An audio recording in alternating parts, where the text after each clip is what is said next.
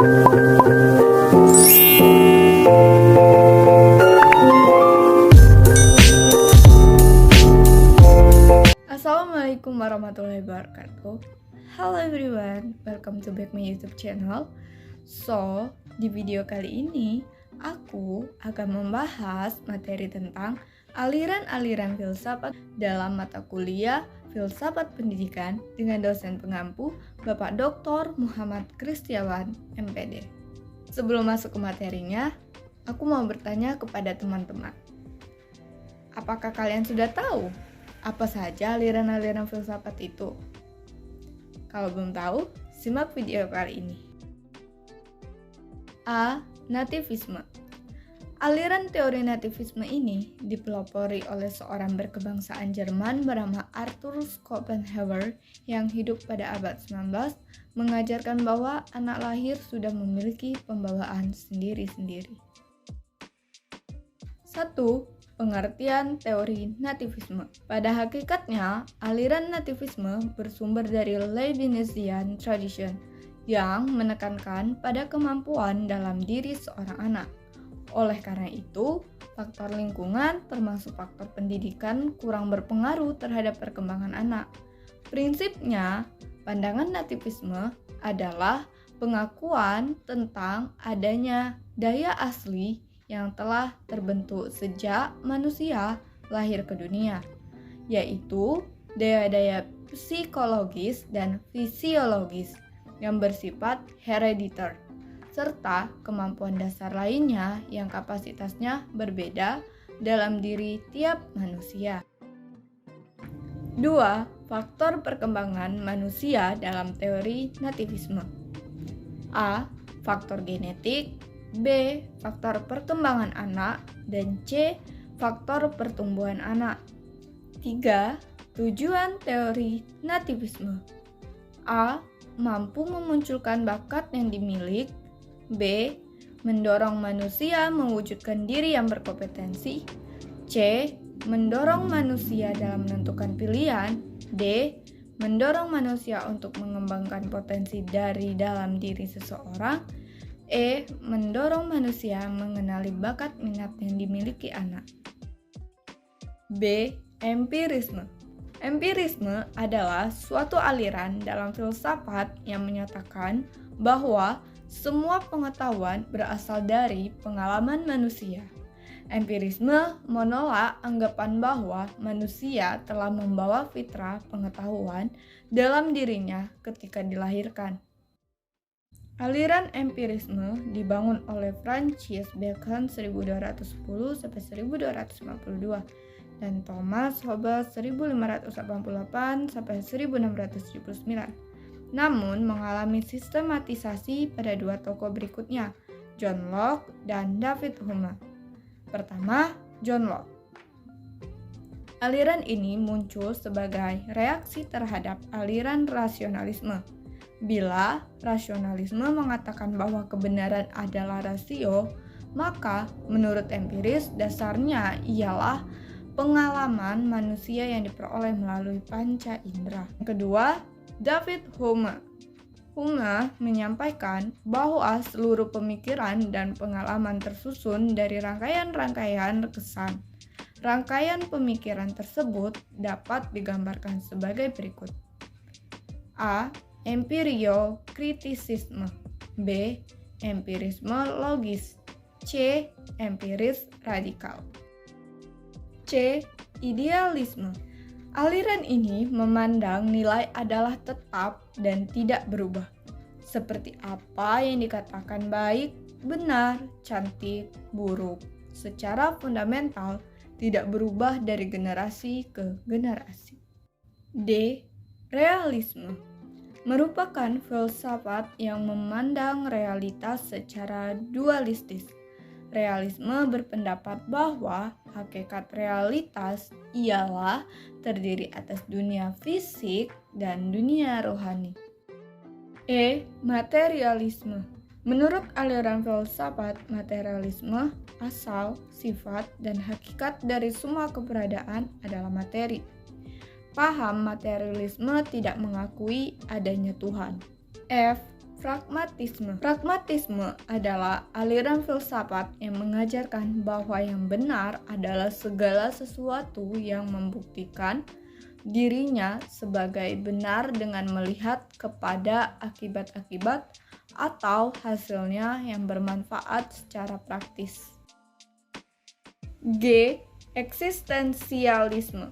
Eksistensialisme adalah filsafat yang mengandung segala gejala dengan berpangkal kepada eksistensi. Eksistensi adalah cara manusia berada di dalam dunia. H. Perennialisme. Perennialisme berasal dari kata perennial yang berarti abadi, kekal, atau selalu. Perennialisme lahir sebagai suatu reaksi terhadap pendidikan progresif. I. Esensialisme. Esensialisme berpendapat bahwa dunia ini dikuasai oleh tata yang tiada cela yang mengatur dunia, beserta isinya dengan tiada cela pula. J. Progresivisme.